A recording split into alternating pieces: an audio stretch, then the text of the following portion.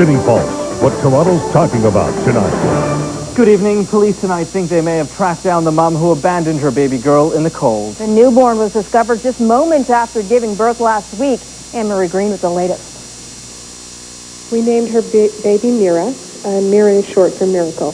He certainly is a miracle child. After being left in the bitter cold, her condition is improving from critical to serious. And now police believe they may have a lead on her mother.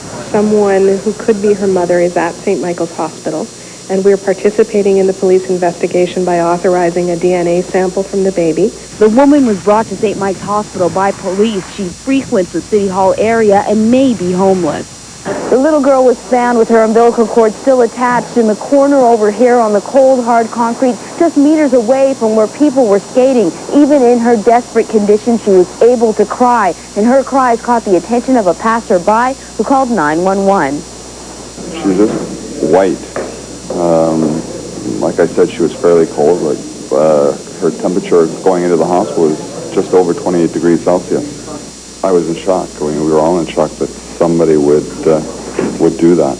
Mira went into cardiac arrest on her way to the hospital, but since then she's been gaining weight and is under the protection of the CAF. We currently have custody of the child because we've brought her into our care. It will be up to the mother if she decides she wants the baby back to go before a family court judge and make a case for that. Police already have DNA samples from both baby Mira and the woman. They could know as early as tomorrow if there's a match. Meanwhile, the Children's Aid Society has set up a trust fund for baby Mira. If you'd like to donate, simply call them up. From police headquarters, I'm Anne-Marie Green for City Pulse tonight. The night before, he takes some big city problems to Parliament Hill. Toronto City Councillor Jack Layton addressed the federal NDP convention as the party's new leader. Political specialist Adam Vaughan has the details. What do you think of the new leader? Oh, it's great. It's exciting for the party. He's got lots of energy. He's new. So I think we went in with lots of great options, and we came out with a good leader. So I'm happy. Did you vote for him? No.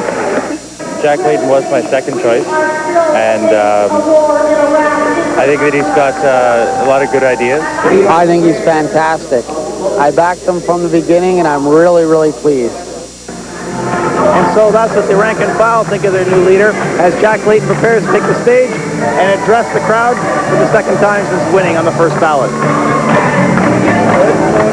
Do we not listen to our children as they graduate from school and they tell us they can't find a decent, affordable apartment? We know what Paul Martin's answers are. He cut the National Housing Program the moment he became finance minister. Now, if Stephen Harper agrees, he may well be leading something, but it's not the opposition.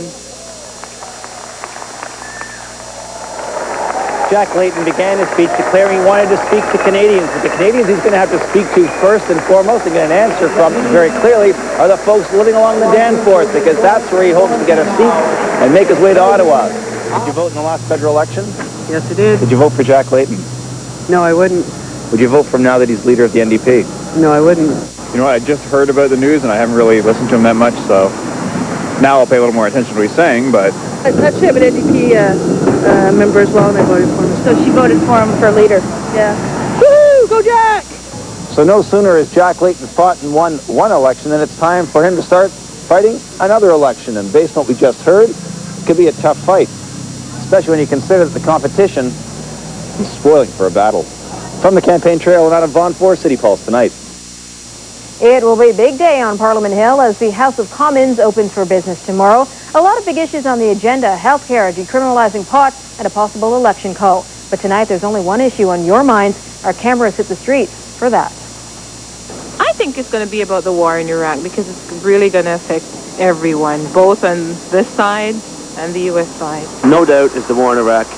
I think the imperialism and the arrogance of the U.S. government is the biggest threat to world peace ever. It's the war in Iraq because it should be stopped, really. I think the most important issue would be the Iraqi war right now. I think that the government really should push towards keep telling the Americans that we don't want a war. Tory leader Joe Clark says he plans to make Iraq his #1 priority and plans to pin down the PM on where he stands. Francis. Marella, it was anything but super tonight for the Oakland Raiders. In Super Bowl 37, the Tampa Bay Buccaneers made a mockery of the favorite team. A very humble John Gallagher has the highlights. Need a tissue, Johnny? Oh boy, yeah, no kidding, huh? You know.